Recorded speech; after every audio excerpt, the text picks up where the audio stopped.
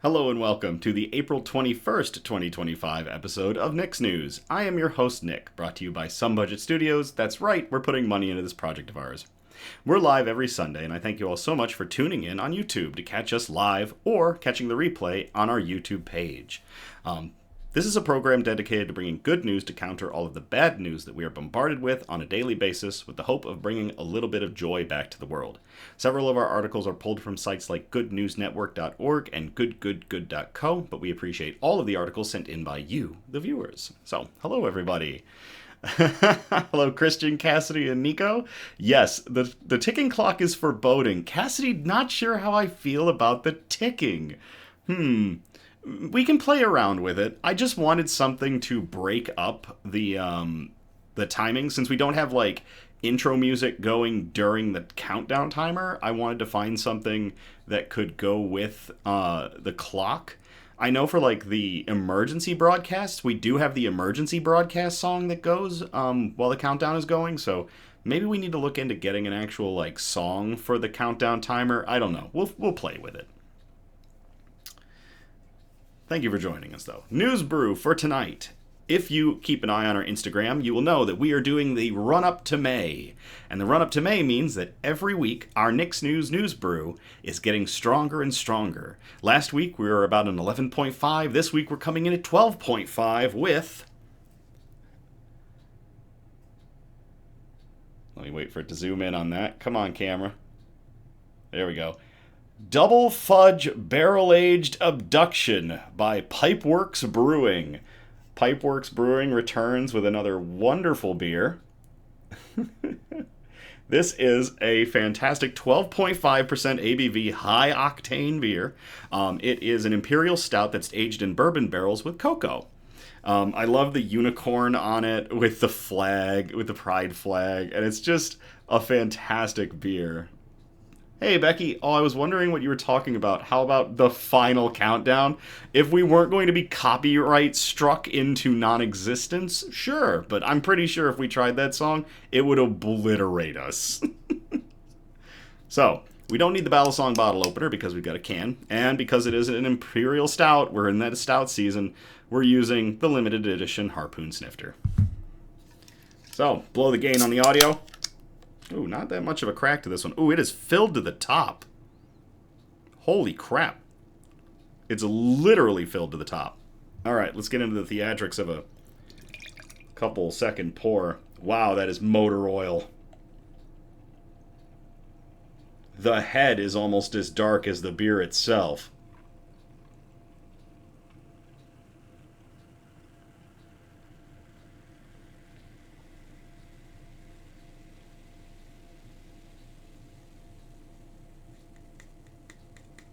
These labels make it hard to get a good, like, click on the can, but we're getting it. Come on, there we go.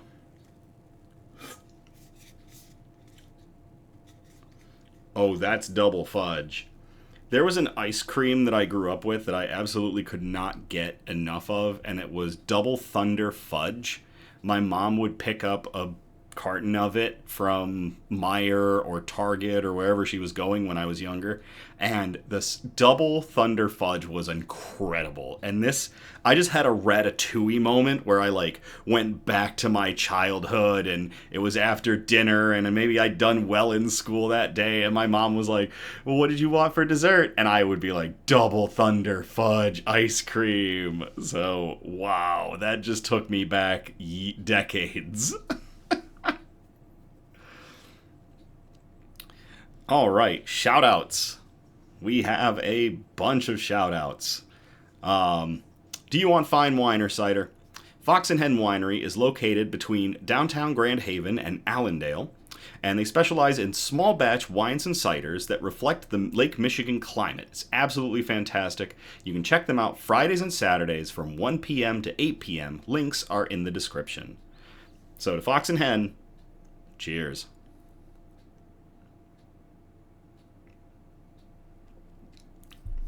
Oh my gosh. Oh. Oh. A bout of this beer. Oh, this is everything. This is everything good in a can. Oh my gosh. Okay. Next one. If you are going to be in the Grand Haven area on April 25th, that's this upcoming Friday, April 25th, from 5 p.m. to 7 p.m., we'd like to invite you to Fox and Hen Winery for the first ever Nick's News meet and greet. Or Nick's News meet and greet. Producer Donna is going to be in town and will be visiting the area and is excited to meet as many Nick's Newsies as she can. Rumor has it there will be swag bags featuring some of our newly printed merch and special event-only items that will not be for sale. That's right, we have merch. Producer Donna got us hooked up with merch. If you can't make it to the meet and greet, that's absolutely fine. The new merch will be introduced on the May 4th episode, and I see a typo that I'm going to have to fix in post later. It'll be introduced on the May 4th episode, and it will be available for purchase, but you don't have to worry. We started very small. It is not going to make you have to sell a kidney. So to producer Donna, who's going to be swinging in on the weekend of the 25th, and will be with us at Fox and Hen from 5 to 7 on April 25th. Cheers.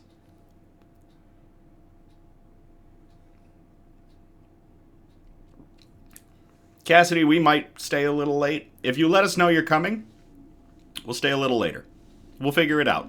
We'll do it live. We know we'll be there by around 5 o'clock. When we leave, I don't know. We'll see. We've got an event that we got to go to, but we're gonna shoot for leaving at 7, maybe later.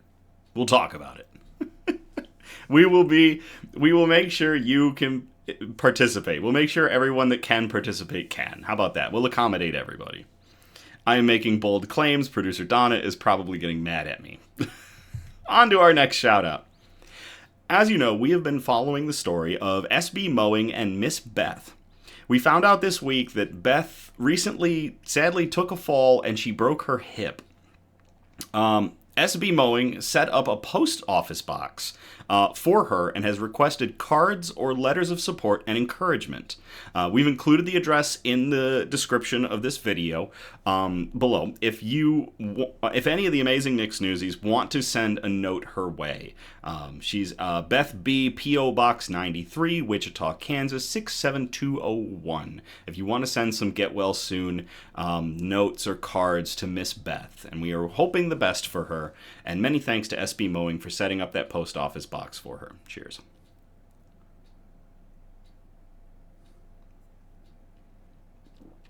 Producer Donna is not mad. I'm used to you, LOL. It's that I'm not mad, I'm just disappointed that you're running your mouth again kind of statement. Last shout out. It's rare that we have to make retractions, but I have to admit when I screw up. A little while ago, there was a competition for the world's greatest penguin, the March of the Penguins Madness. I mistakenly thought that it was a naming competition for a penguin at the John Ball Zoo. I was completely off my rocker. I don't know how I was so wrong on what that competition was, but I was very wrong. Very wrong. And I owe Phil, the world's greatest penguin, an apology. So Phil, from the bottom of my heart, I am sorry, and you are indeed the world's greatest penguin. Cheers to Phil the penguin.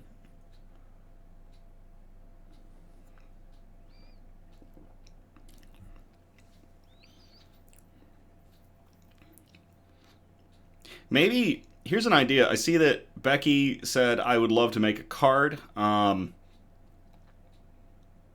If you don't want to send it, but you do want to make a card, maybe we'll collect them. Hey, Mona. Maybe if you make cards and you come to the meet and greet on Friday, we'll send the cards to the P.O. box. We could probably do that. So, or if you want to send them, you can. If you don't want to, though, we'll collect them up and we'll send them. One way or another, we'll get those cards out to Miss Beth. All right, news quote. Always remember, you have within you the strength, the patience, and the passion to reach for the stars to change the world. That comes from, I have a second, oh my gosh, I can't believe I botched that too.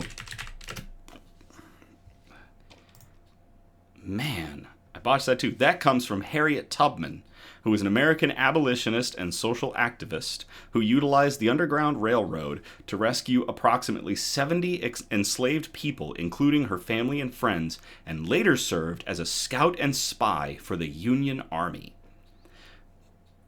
That quote again. Always remember, you have within you the strength, the patience, and the passion to reach for the stars, to change the world. To Harriet Tubman, an absolutely amazing person. Cheers.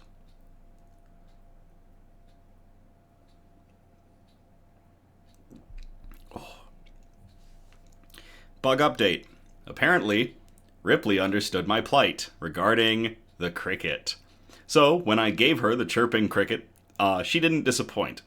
She savaged the singing nuisance, but she did not eat it. Usually, the couple of times that I've noticed that she's eaten, it's pretty obvious. She didn't eat this cricket. Instead, she beat the hell out of it and then dropped its husk onto the floor of her vivarium for the cleaning crew to take care of. Just disrespected the hell out of it. So she is a benevolent monstrosity, clearly, and had my best interest in mind and my sanity by taking care of the chirping cricket. Sue has continued to dig new burrows, like multiple burrows across his vivarium, which is very interesting. I've never seen him do this before. Usually he's just had the one, but he started to expand. It means he's probably going to try to deposit me into multiple areas to, avoid suspicion. I believe, sadly, Mantis McLeod may be getting towards the end of his life. Male mantises, once they reach maturity, do not live very long. They have one purpose, and though they will eat and drink, they have one purpose in mind, and they are on the clock. So I think Mantis McLeod has lived an amazing life, but he does seem to be ready to go. We will continue to care for him until he finally decides that the great game is over. So hopefully that won't be for a little while, but, we just have to be ready. All right, let's get into our good news. Our broadcast is broken up into 4 major categories, and those categories are science and technology, health and medicine, flora and fauna, aka plants and animals, and wholesome notes, the really nice touchy-feely articles that we like to end on. We are going to start off in category 1, science and technology, and we call this first one, Ready, Aim, Spin. And I will copy and paste this into the chat if y'all want to read along. Oop, I am noticing this is the night of typos. This is what happens when we switch broadcasts from Sunday to Monday, is I just become a typo king. Because I know one of these articles was sent in by a Nick's Newsie, and I forgot to mark which one. Producer Donna, could you do that for me while I am reading Ready, Aim, Spin?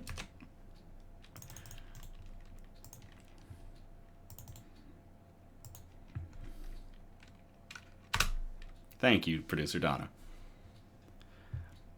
U.S. company to use giant spinning cannon to blast hundreds of pancake-like microsatellites into space.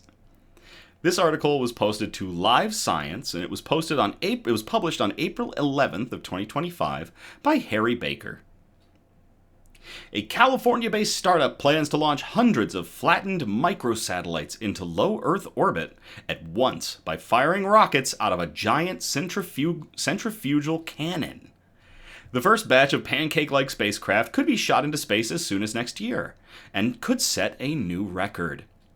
Spin Launch, which we have talked about in previous Nick's News episodes for a few years now, is a private company that aims to fire payloads into space using giant cannon-like machines.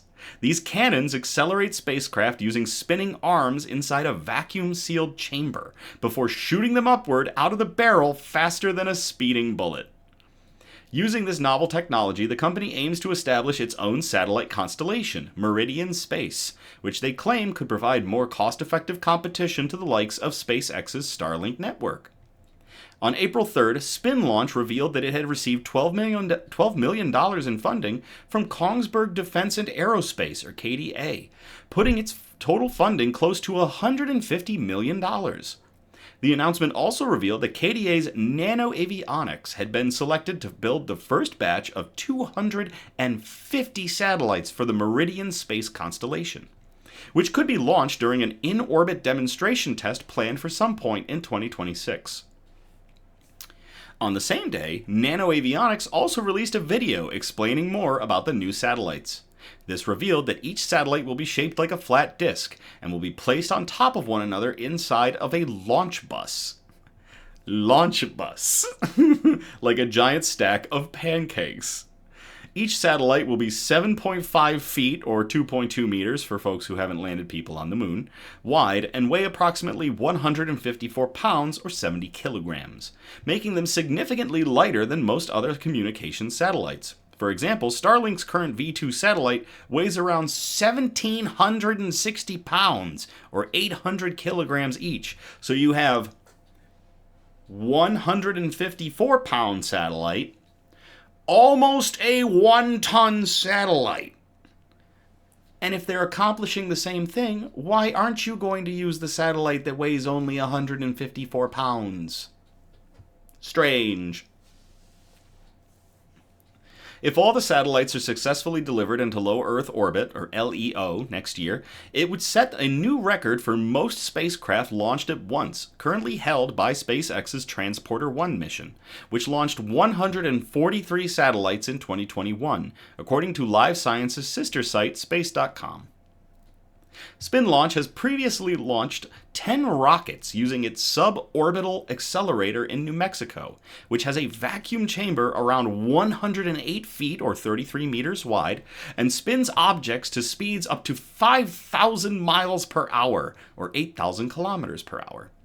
The most recent launch, back in September of 2022, successfully delivered multiple payloads into suborbit for the first time, Space.com previously reported, and I think we might have actually covered that article. Hello, Charlie in the chat, and yes, Christian, that was a dig at people who haven't landed people on the moon. Only the bravest of comments on Nick's News. During these test launches, the acceleration process took up to 30 minutes, and the rockets experienced up to 10 Gs of force, 10,000 Gs of force, before being fired into the upper atmosphere. 1 G is equivalent to the force exerted on an object by Earth's gravity, mind you. So it was like the hyperbolic time chamber, or the gravity chamber. What's the gravity chamber from Dragon Ball Z? Like, where it just does times gravity. So you think of like 1 G, what we experience normally. 10 Gs is what can be pulled, by like fighter pilots. And then you get 10,000 Gs pulled by these suborbital rockets as they're spun around before they get shoop-de-whooped up into the low Earth orbit. Details of next year's orbital demonstration are limited, but the mission will likely be carried out using the same machine as the previous tests.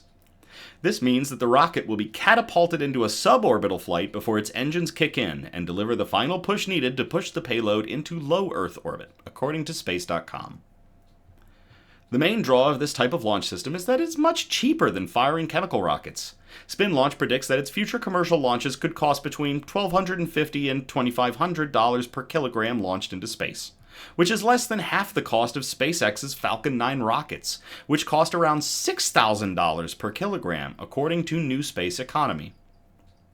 Since the accelerated rockets don't release any greenhouse gases during launch, they are also better for the environment than chemical rockets.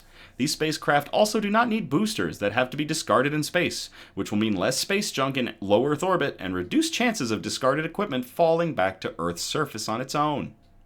Spin Launch is only planning to launch around 1,200 satellites in its Meridian constellation. However, once this is completed, the company is planning to build a larger orbital accelerator machine with a 328-foot wide or 100-meter chamber that will be capable of firing payloads for other companies directly into low Earth orbit without the rockets having to fire at all. So the current setup, which is much smaller, takes a rocket, spins it real fast, hurls it up into suborbit, and then the rocket ignites and carries it the rest of the way. The bigger one is just gonna throw stuff into space. That is awesome.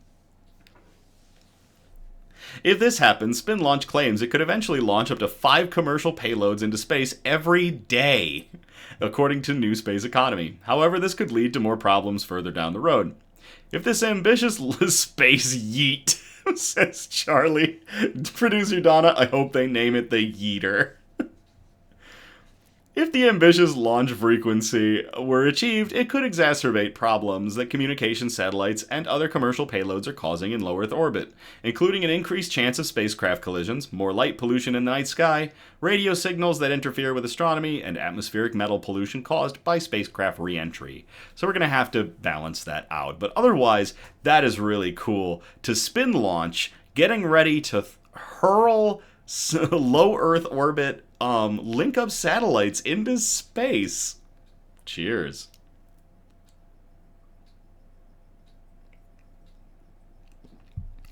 Mona the Yeeter, I love it. Christian asking a really good question. Curious how many launches it can do without needing maintenance. Obviously, that's going to be a big part of it. Clearly, we're going to be saving some money, basically because of the less material required and the less fuel and greenhouse gas emissions. There's a lot of things that we're reducing by launching this way. But yeah, what is the turnaround time going to be like for repairing this thing if it gets damaged? So,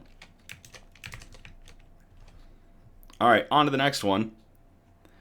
We called this one, Finally, my ripe avocado will last longer than 36 seconds. And I will copy and paste this into the chat if y'all want to read along. Actually, I'm going to move this over here. There we go.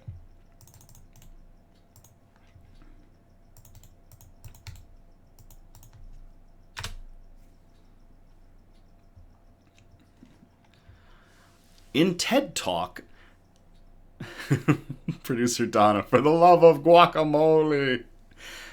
In TED Talk, chemist debuts natural peel that extends the life of produce without refrigeration, pesticides, waxes, or plastics. This was posted to goodgoodgood.co. It was published on April 11th of 2025 by Megan Cook. When it comes to harvesting fruits and vegetables, food chemist Jenny Du knows that the clock starts ticking the second an orange is plucked from a tree. It's like a ticking time bomb, Jenny Du said on April 10th, kicking off her TED Talk at the TED 2025 main stage in Vancouver, Canada. It's literally this living and breathing thing that's slowly cannibalizing its own stores of energy and nutrients, just trying to stay alive until it ultimately gets eaten by microbes or some other animals like us. But not all products rot the same. A sentiment that rings all too true for anyone who's tried to buy and use a bag of spinach before it turns into wilted slime. Strawberries last much longer than oranges, but have you ever wondered why that is, and what could be done about it? Du posed to the crowd. My journey in trying to figure that out started in the spring of 2013, she said. Du launched the audience back in time to her days studying chemistry at the University of Santa Barbara, California, when she was trying to put her schooling to meaningful use. Two of my lab mates, James Rogers and Luis Perez, invite me to dinner, but it turns out to be a pitch disguised as dinner, Du said. They opened by totally flooring me with some staggering stats. The third of the food that we produce worldwide is lost or wasted before it ever has a chance to be eaten. For fresh fruits and vegetables, that number is a half. Half the food we produce is wasted when it's fruits and vegetables. Charlie in the chat. Ugh, spinach. The love-hate relationship I have with that and avocado is toxic. I think I had a conversation with producer Donna not long ago about an avocado that I was like, cool, it's ripe. I'm going to take care of it. And then the next day it had gone bad, and I'm like, are you serious, avocado? Du explained that waste exists in every step of food production. From the second an orange gets plucked from a tree to the transportation it requires when shipped to stores, the refrigeration used to keep it stable, and the fact that half of the oranges harvested end up never being eaten at all. It's not just a waste of the food, Dew said. It's a waste of the land, water, fertilizers, labor, energy, fuel, packaging, and money out of farmers and our pockets. If global food waste was a country, it'd be the third highest emitter of greenhouse gases after China and the US. That's when Dew, Rogers, and Perez created Imperial Sciences in a humble garage. We led first with some questions. How do plants protect themselves? Well, with peel. Plants, just like us, have a skin or peel, technically called the plant cuticle. And that helps to protect them from moisture loss, oxidation, and infection. What are those peels made of? Fatty acids, glycerides. These are ingredients found universally in all plants, in the peel, pulp, and seeds, and including in plants that we already eat. Charlie in the chat. Oh, Mona in the chat. Canned spinach. Yuck. Charlie in the chat. Like you go to squish it and it feels hollow, like its soul escaped in the night. Oh my god, the disappointment. Christian, Popeye is not to be trusted. Or no, Popeye is not enthused. Yes. Producer Donna, I feel like fresh spinach, but I'm with Mona about canned. Yuck. Going back to the original question of why strawberries last longer than oranges, do explain that different fruits have different shelf lives because of the thickness and arrangement of their natural ingredients. The idea then is, can we take these harmless edible plant-based ingredients, apply them in a thin layer on the surface of fresh fruits and vegetables to help reinforce reinforce the existing natural peel? If you do that, can you help to retain peak flavor, texture, and nutrients for longer without reliance on refrigeration, pesticides, waxes, or plastics?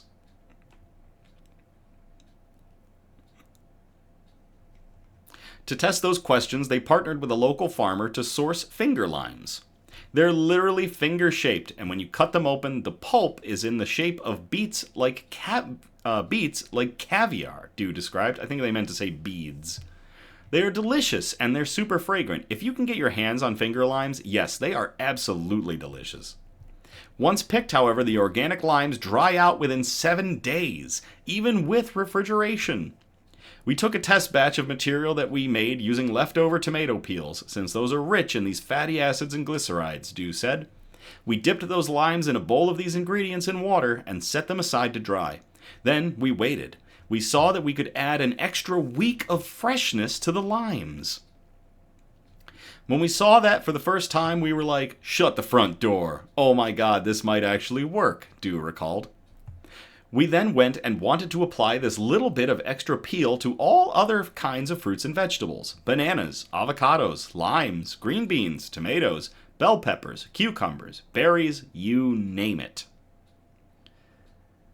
Nico came around on spinach. Charlie, I really want to make a chicken and spinach artichoke bake of sorts, but I'd hate to use canned because bleh.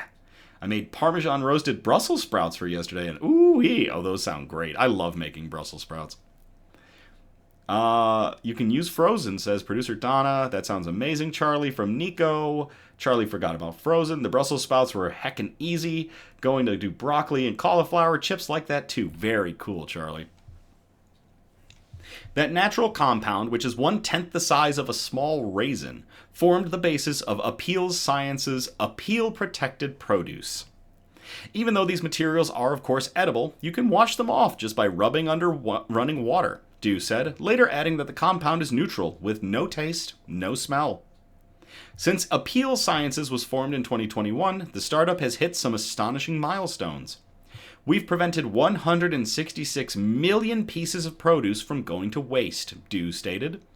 In doing that, that's avoided the emissions of more than 29,000 metric tons of greenhouse gas emissions, which is equivalent to planting 485,000 trees, and saved almost 7 billion liters of water, or enough to fill 2,800 Olympic-sized swimming pools. The crowd erupted into applause. We're not a silver bullet to end food waste ourselves, Dew admitted. But thankfully, there are lots of startups, scale-ups, organizations, and individuals all around the world working to transform this post-harvest space. We're optimistic that our one small innovation using common ingredients inspired by the ancient wisdom of plants is playing its part in having an impact, reinventing the food system and helping it create abundance for it. That is fantastic. That is really cool. To Jenny Dew and her team at Appeal, that is hilarious. Appeal Sciences and their revolutionary way of increasing the shelf life of fruits and vegetables. Cheers.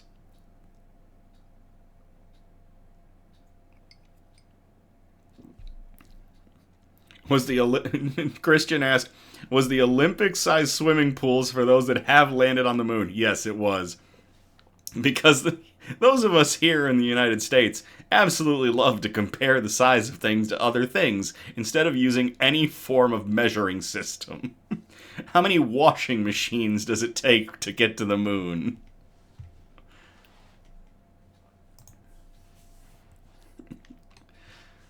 Alright, so that's going to get us out of science and technology. We're going to move on to category 2, health and medicine. And we're going to start it off with an article that I like to call, you ever seen that movie Daybreakers? I will copy and paste this into the chat if y'all want to read along.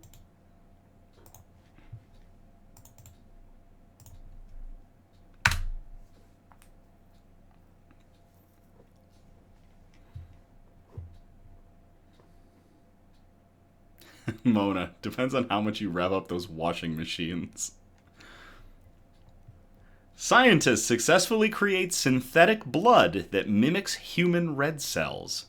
This was posted to 5 Minute News. It was published on April 21st of 2025. But I am not seeing who wrote it. Is it at the end? It's not.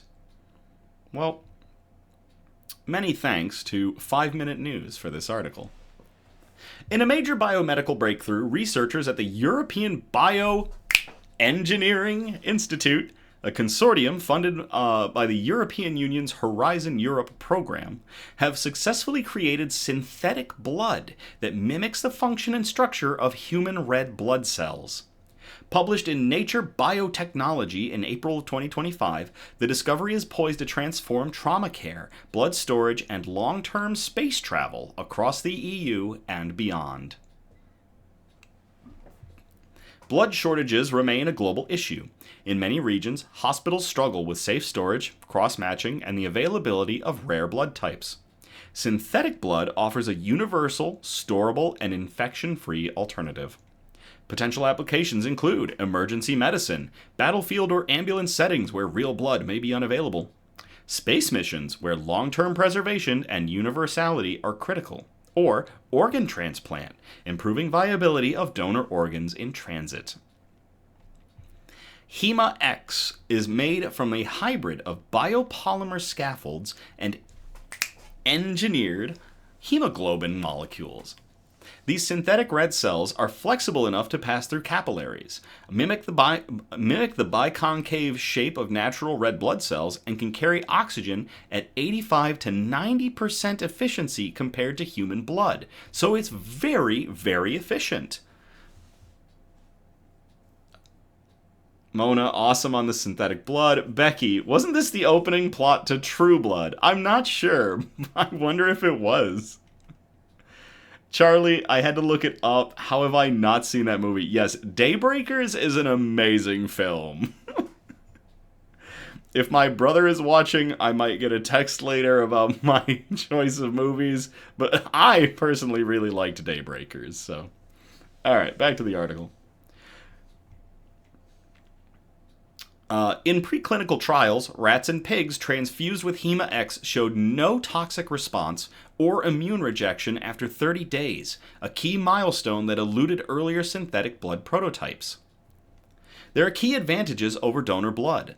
No need for blood typing, universally compatible with all blood groups. Long shelf life, stable at room temperature for up to 18 months. No disease transmission risk from viruses or prions. And scalable production. Bioreactors can produce liters of this stuff in a day. These features make HemaX an attractive solution for disaster zones, rural hospitals, and even Mars missions planned later this decade. The European Medicines Agency, or the EMA, and the US FDA have both granted breakthrough therapy status for HEMA-X, expediting its path to clinical trials. Human testing is expected to begin by late 2025, focusing first on trauma patients and surgical backup scenarios. Researchers are also exploring specialized variants of synthetic blood that can deliver targeted drugs or contrast agents for diagnostics and cancer therapy. That is awesome. This 2025 breakthrough in synthetic blood brings us closer to a future where blood shortages, transfusion errors, and disease risks can become a thing of the past. As HEMA-X moves into human trials, its potential to save lives, both on Earth and in space, is enormous. Once science fiction, artificial blood is now a real-world innovation, with global impact on healthcare, emergency response, and interplanetary survival. For everybody at the University Bioengineering Institute and the European Union's Horizon Europe program for creating HEMA-X, a synthetic blood substitute, cheers.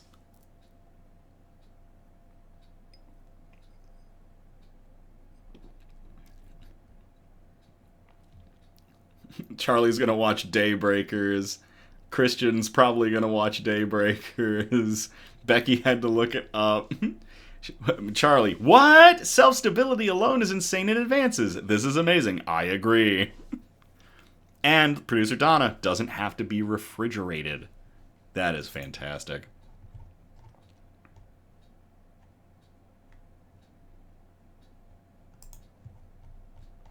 There we go. This next one is a good one because it's cancer. Fuck cancer. I will copy and paste this into the chat if y'all want to read along. Mona is also going to go watch Daybreakers. Christian, man, that's a hype article from a transhumanism aspect. It is. It really is, Christian. I agree. All right, here we go.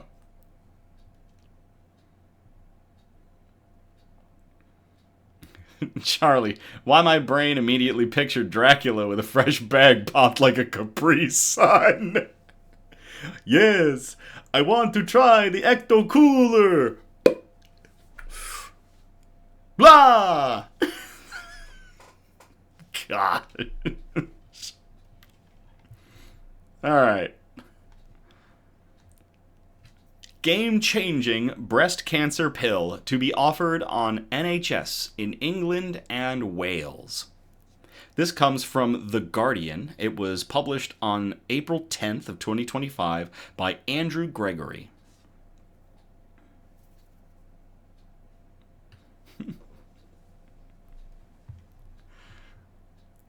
Thousands of women with advanced breast cancer in England and Wales are to be offered a game-changing, twice-a-day pill on the NHS after a U-turn by the medicine's watchdog.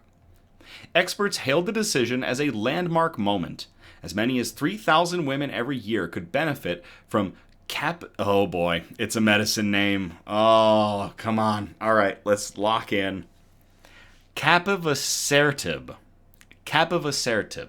Say that 5 times fast. Capivasertib. Oh, I'm already screwing it up. Capivasertib. For hormone receptor HR positive, HER2 negative breast cancer that has certain genetic mutations and has spread. The drug, also known as TrueCap and made by AstraZeneca, blocks an abnormal protein molecule, AKT, that drives cancer cells to multiply, helping to slow or stop the spread of the disease. The drug, Claire Rowney, the chief executive and charity breast cancer... gosh, I am just screwing this article up. Sorry. Claire Rowney, the chief executive of Charity Breast Cancer Now, welcomed the green light from the National Institute for Health and Care Excellence, or NICE, but said its initial rejection of the pill had led to treatment delays. She said, "This happens too often, and urgent action must be taken to ensure the quick approval of breast cancer drugs so they can be made available promptly to those who need them.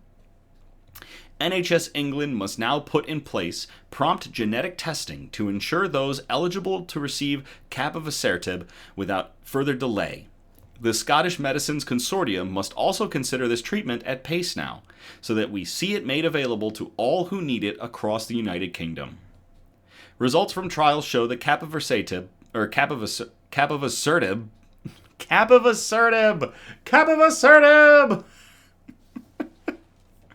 plus the hormone therapy fulvestrant increased the time before cancer got worse by about 4.2 months, compared to with placebo plus fulvestrant from 3.1 months to 7.3 months. The Institute of Cancer Research, the ICR in London, welcomed the approval for a game-changing drug after decades of research by its scientists. The drug is suitable for patients' tumors with mutations or alterations in the P1K3CA, AKT1, or PTEN genes. These are found in about half of patients with this form of breast cancer. Professor Nicholas Turner from the ICR and the Royal Marsden NHS Foundation Trust led a key trial into the drug. He said the NICE approval meant thousands of NHS patients with advanced breast cancer with these specific biomarkers can now receive this innovative, targeted treatment to keep their cancer from progressing for longer. Professor Paul Workman, the former chief executive of the ICR and researcher in the AKT drug discovery project, said, "I am delighted to celebrate this landmark moment and see capivasertib become available to the NHS. It's immensely gratifying that years of collaboration have contributed to this new cancer drug, which has the potential to improve the lives of so many NHS patients living with advanced breast cancer." Helen Knight, Director of Medicine's Evaluation at NICE, said the watchdog had heard about the devastating impact that being diagnosed with advanced breast cancer has on people's lives. She said she was pleased AstraZeneca had worked with the NICE to enable it, to recommend this promising new treatment as a good use of NHS resources and valuable for money for taxpayers. That is cool. To AstraZeneca, to NICE, and everybody involved with creating this twice-a-day breast cancer fighting pill. Cheers. Becky said, "I got this." Thank you very much, Becky.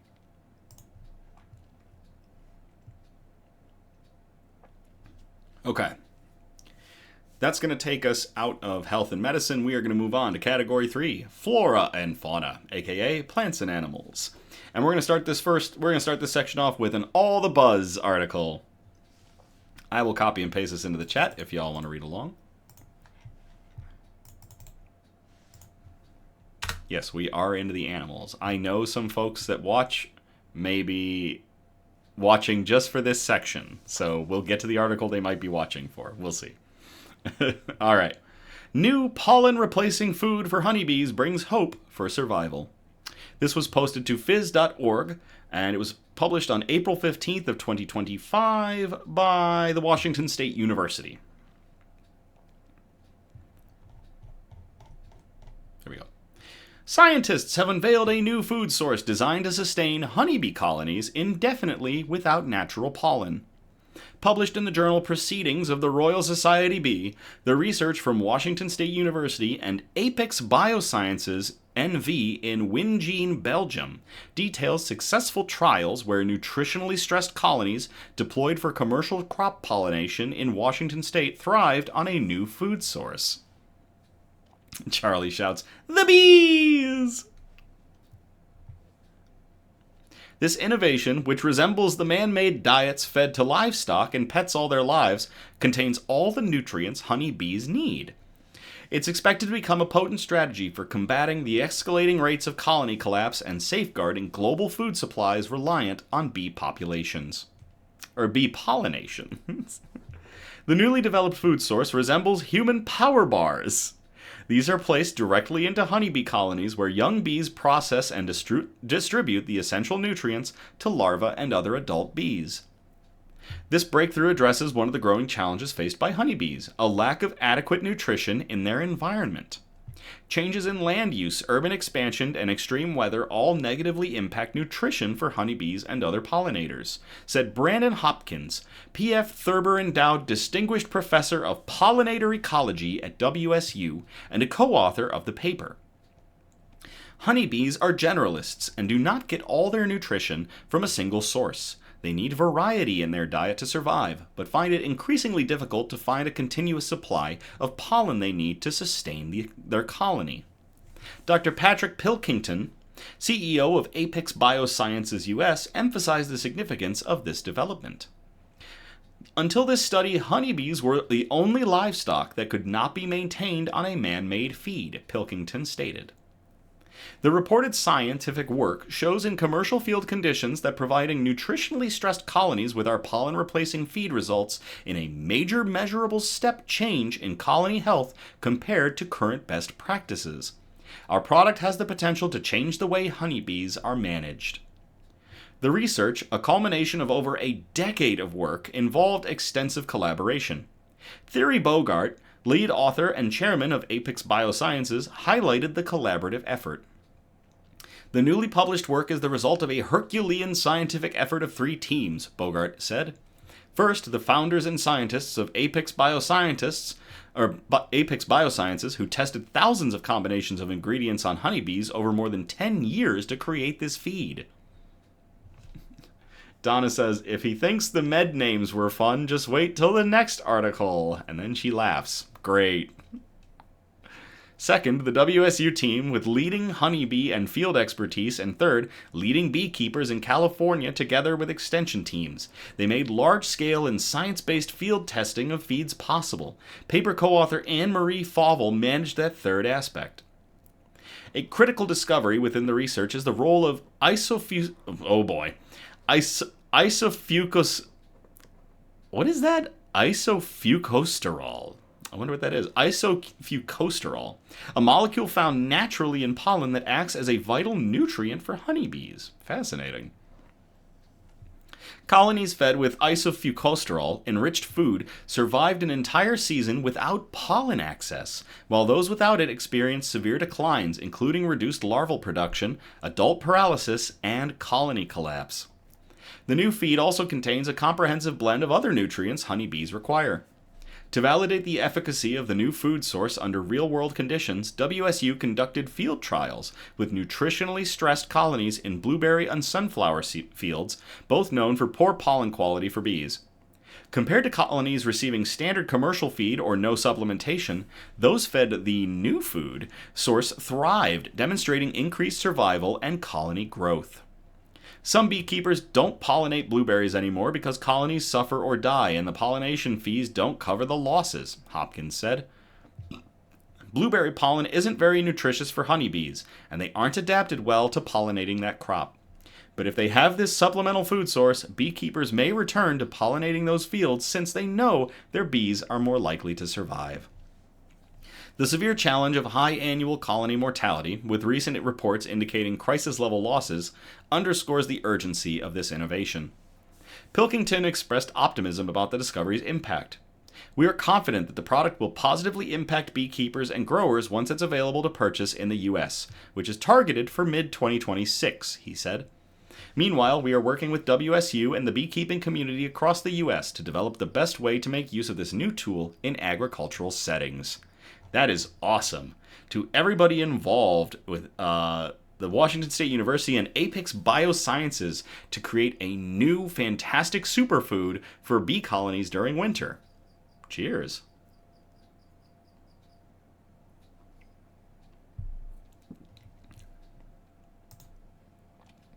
All right, here comes the article that some folks might have been looking forward to. The live stream you didn't know you needed. And I'm going to copy and paste this into the chat for y'all to read along. There is also a link in the description of our video, just below the link for this article, if you want to watch the live stream. And boy, what a live stream it is. It's time to tune into the Great Moose Migration live stream. This was published to Popular Science. It was published on April 16th of 2025 by Andrew Paul. There it is. There's the moose. Swedish public television producers have spent the past few days rushing to ready cameras for one of the most anticipated shows of the season. But the last-minute chaos wasn't the result of poor planning or inexperienced crew members. It's all the moose's fault. There is a lot of moose traffic. They are waiting for us, producer Stephen Edlund told Sweden's public broadcaster SVT. We had to make a big adjustment based on our basic plan. That's right, if you want to watch the moose migration, there is a live stream of the moose migration. Bye, Nick, says Charlie. Edlund works on Den Stora Algvandringen, which roughly translates to the Great Moose Migration or the Great Elk Trek. Since its debut in 2019, the 3-week, 24/7 live stream of northern Sweden's Angerman River has documented hundreds of the world's largest deer species as they make their way across thawing waters to spring grazing pastures. Nicknamed the king of the forest, bull moose can grow to nearly 7 feet tall at the shoulder and weigh nearly 1,000 pounds. Females are slightly smaller, but still formidable. Although numbers have declined since the 1980s, Sweden still has more moose per square kilometer than anywhere else in the world. Exact numbers aren't known, but around 300,000 to 400,000 moose are believed to roam the country at any given time, depending on the season. Right now, it's migration season, and thanks to warmer weather, it started about a week earlier than anticipated. Originally planned to begin broadcasting on April 22nd, Den Stora Algvandringen went live on the national broadcaster streaming platform SVT Play on April 15th.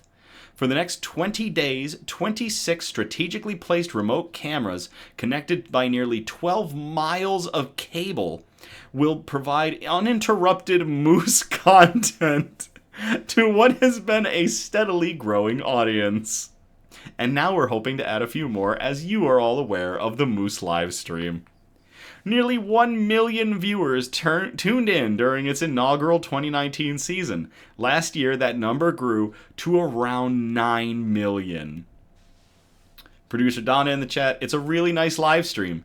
Even if there aren't moose at the moment, it's full of nature sounds, birds, water, wind. It's nice. Charlie, this is definitely going to be living on my TV now. Devin, it's literal heaven. Charlie is becoming country. I mean, how could you not? It's a live stream that shows nothing but nature and occasionally a moose. Don't expect massive moose herds storming across the river about 187 miles northwest of Stockholm. The migration is a much slower-paced event, often featuring nothing but pristine Nordic wilderness for hours on end, peppered by an occasional small group of moose on the move. But the meditative views and calming ambient forestscapes are still worth a watch, according to the legions of fans. I feel relaxed, but at the same time I'm like, oh, there's a moose! Oh, what if there's a moose? I can't go to the toilet! One longtime fan told the Associated Press. That is awesome. To Stefan Edlund and Sweden's public broadcaster SVT for working on Den Stora Algvandringen, the Great Moose Migration. And to all the moose out there making the trek, cheers.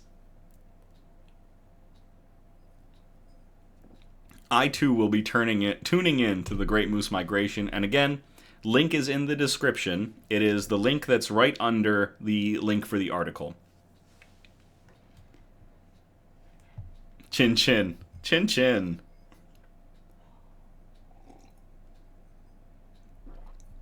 Becky says when they start streaming capybaras, then I might have to watch that instead. Oh my gosh. There has to be a capybara live stream somewhere.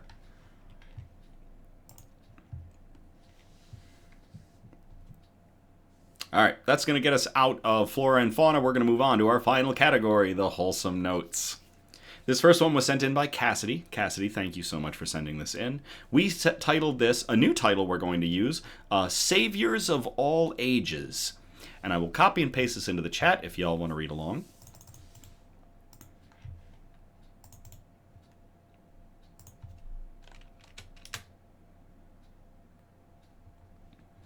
Producer Donna just posted in the chat a live stream for capybaras. Thank you, Producer Donna. On to this article. There was no time to think. East Kentwood Sr. saves man's life with Heimlich days after receiving CPR training. This was posted to Fox 17 West Michigan. It was published on March 16th of 2025, updated March 17th of 2025 by Olivia Yatuma. East Kentwood High School senior Natalie May saved a man's life on Tuesday of that week by performing the Heimlich maneuver at Brand's Steakhouse and Grill in Grand Rapids, Michigan. It's kind of like a blackout for me. It happened super fast, May said. May just recently became CPR certified after learning how to do the Heimlich on a mannequin as part of the health curriculum at East Kentwood the week prior. May is also a waitress at Brand's Steakhouse and Grill. So while she was cleaning a table at work, May heard a woman yell out that her husband was choking. I didn't even think about it because there was no time to think, May said, so I just went ahead and started to do it. May performed the Heimlich without hesitation, relying on what she learned at East Kentwood. It's different than in person, actually, because the mannequin is like half a body, May said, so you don't really get the whole feeling or sensation of a real person. Christina Thrash, May's co-worker, saw everything. This guy was way, way bigger than her, and the lady at the table, his wife, couldn't even get her arms around to be able to do the Heimlich, Thrash said. Thrash talked to the man afterward. He was just saying just the way she was putting her thumbs right in and under to, push it up and out. That's what saved his life, Thrash said. She was doing it just right. May never thought she'd have to perform the Heimlich on anything other than a mannequin, but 1 week after learning it, she saved a life. It's just very emotional, I guess, just shocking to me that I was able to do that for someone, especially someone 10 times bigger than me, May said. According to an article from the National Library of Medicine, the Heimlich has a success rate of 86.5%. So if you're interested in getting CPR certified so that you're prepared if you're ever in May's shoes, there is a link in the article you can click to get CPR certified. That is awesome. To Natalie May, a server at Brand's Steakhouse and Grill in Grand Rapids, who stepped up and a week after learning how to do the Heimlich saved a man's life with it. To you, ma'am, saviors of all ages. Cheers. I might swing over to that Brand's just to say congratulations, and that was a really cool article. Cassidy, thank you so much for sending that one in. Cheers. Yep, there's Producer Donna getting on me. Oh, can somebody... what is that? We're gonna... Can you block that person, Producer Donna? Can you get rid of them? Thank you. Can you also ban them so that they can't post anymore? Get them out of here. I hate spammers. Jeez. Absolute trash. Yeah, I'm really surprised. We are growing. We're doing, in my opinion, we're doing really well, and we're growing continuously, but it does mean that we are getting a number of spammers. I am constantly clearing them out of the Facebook chat for the Facebook page and the Instagram page. Thank you, Producer Donna, for getting rid of that spammer. All right. Moving on, we called this next one the Book Brigade. I will copy and paste this into the chat if y'all want to read along. It's another Michigan one. Got some good Michigan ones tonight. And a future potential Michigan one, so once we get to that article. Why a Michigan community formed a human chain to move 9,100 books one at a time. This was posted to CBC Radio, and it was published on April 17th of 2025 by Sheena Goodyear. Moving is easy when you get 300 of your closest friends to help out. When Serendipity Books in Chelsea, Michigan needed to move 9,100 books to the store's new location 1 block away, they assembled a volunteer book brigade to form a human chain and pass each book one by one to its new home. And we had people from 5, 6 years old all the way through to 91 years old. Somebody brought their dog, and everybody was kind of having a bit of a street party as they were passing the books. Michelle Tuplin, the store's owner, told As It Happens host Neil Coxell. People were singing, they were telling stories, they were reviewing the books as they moved along. You know, there was lots of excitement as they got to the romance section. It was just so fun.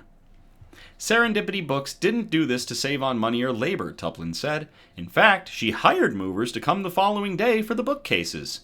We had so many offers of how people wanted to help, and we really wanted to be able to involve people in a meaningful way, and an inclusive way too, she said. The community really feels the sense of ownership to Serendipity Books, as they do, I think, with many indie bookstores. When she put out the call in January, she says she had no idea how many people would ultimately show up, and whether they'd be able to pull it off.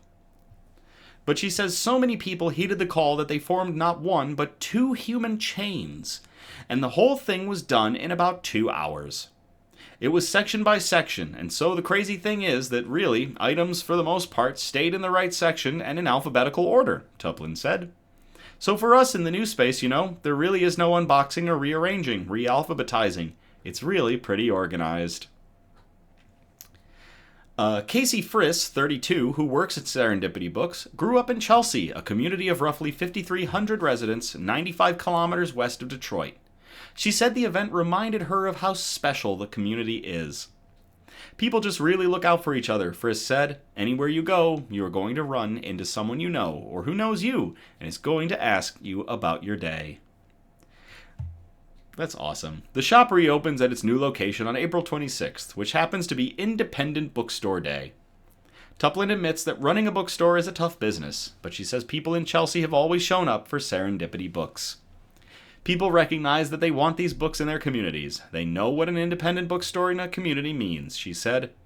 It means community involvement. It means community discussion, access to diverse books, all those great things. And people seem to know that if that's what they want, then they have to support the bookstore. That is fantastic. To everybody that went out in Chelsea, Michigan to support Serendipity Books to move 9,100 books by human chain, cheers.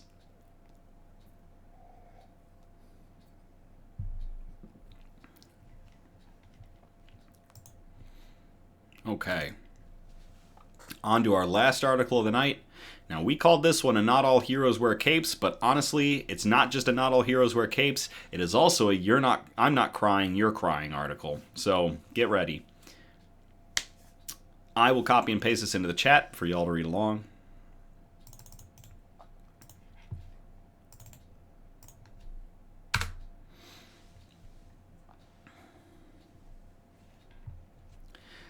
Dying to Serve. Man with terminal cancer embarks on a volunteer tour to all 50 states. This was published on goodgoodgood.co on April 16th of 2025 by Cameron Baker. When 55-year-old Texas man Doug Ruck was diagnosed with prostate cancer in 2021, he was ready to fight. But having spent the last few years spending his life savings on treatment, he got the devastating news in January of 2025 that his cancer had metastasized and was now categorized as stage 4. His doctor said he could undergo chemotherapy and potentially extend his life for another 2 years, or pass on treatment and face a life expectancy of just 12 to 18 months. I thought to myself, I have 2 choices.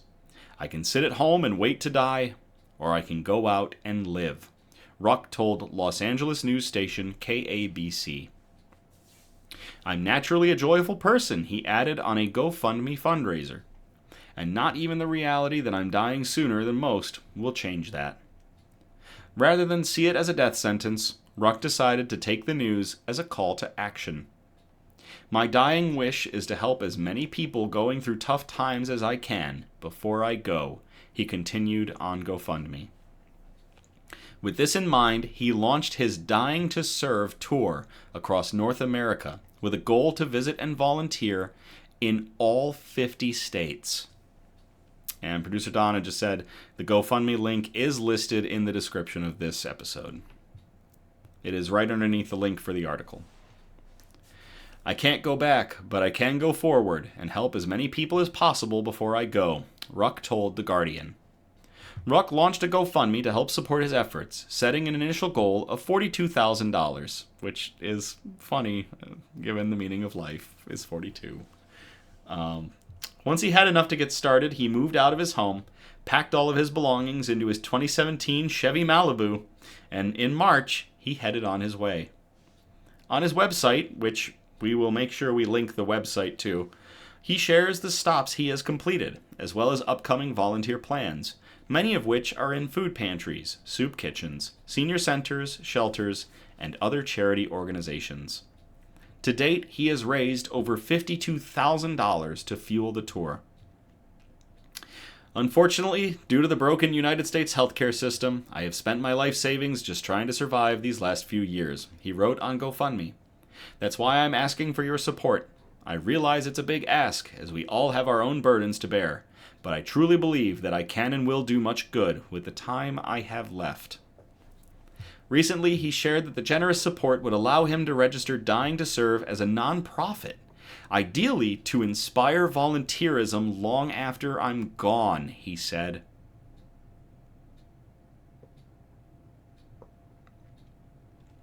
About a month into the tour, Ruck has driven more than 4,000 miles, sleeping at hotels and Airbnbs, and attempting to keep each stay around $100. If you are in the Bismarck, North Dakota area, he's going to be there May 2nd. If you're in Minneapolis, Minnesota, May 6th. If you're in Omaha, Nebraska, he'll be there May 9th. If you're in Kansas City, Missouri, he'll be there May 13th. If you're in Cedar Rapids, Iowa, he plans to be there May 16th. If you're in Milwaukee, Wisconsin, May 20th. Chicago, Illinois, May 23rd. Grand Rapids, Michigan, May 27th. I'm going to try to see him. I'm going to save that date, and I am really going to try to meet this man who is on this amazing trip. And if you're in Indianapolis, Indiana, he will be in Indianapolis on May 30th. The cancer still takes a toll on his comfort. He needs to pause the road trip to relieve himself every hour, and after facing exhaustion, he now schedules one volunteer shift roughly every 3 days, according to the Washington Post. Becky just said carpool. Yep. Regardless, he told the Post that he wakes up on volunteer days so happy, like he was shot out of a cannon. Ruck sticks to a mocked-up schedule, which resembles that of a touring indie artist or sports team's seasonal itinerary. He signs up for volunteer shifts through Just Serve, Volunteer Match, or other similar platforms. As of April 15th, he has volunteered in 13 states, and some folks in local communities come out to join him. He told The Guardian that 4 people joined him at his stop in San Francisco after hearing his story, and that he wants nothing more than 4 more people to heed his call to do good as he continues on his tour. I'll bet you we could rustle up 4 people at least. Help people and inspire more people to help people, Ruck told The Guardian was his dying wish. That's it. That's all. If Dying to Serve can help inspire thousands of people to volunteer per year, he added on GoFundMe, my story will end happily.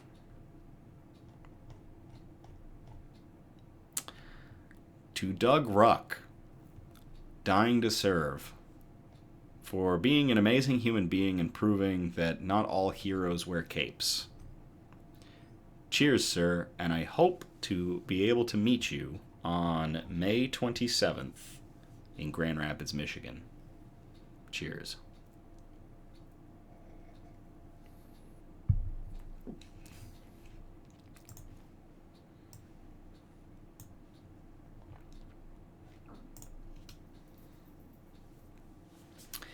That is about it. We had, 9 amazing articles ending with Doug Ruck and his trip across the country to help out everywhere.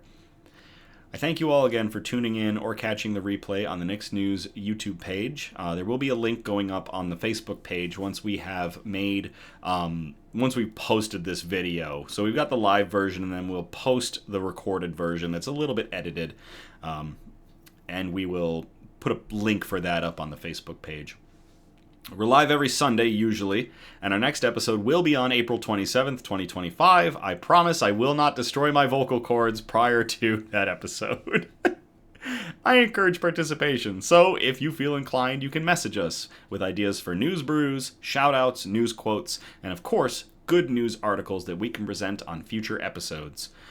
If you do send a bunch of articles, I appreciate spreading them out across our 4 major categories, and those categories again are science and technology, health and medicine, flora and fauna, aka plants and animals, and wholesome notes, the really nice articles that we like to end on. You can message us on Facebook or Instagram, or email us at somebudgetstudios@gmail.com. We monitor all of them actively. Feel free to like, subscribe, or comment on all of our content on Facebook and YouTube, our videos, and get the good news and joy into the algorithm. I will never tell you what to do, but I cannot thank you all from the bottom of my heart for everything you have done to support us with every like, every comment, and every subscription. Every page that we have is growing.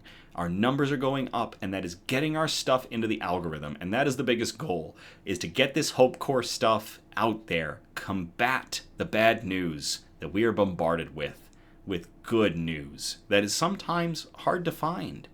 So thank you all again. As always, thank you again. I love you all.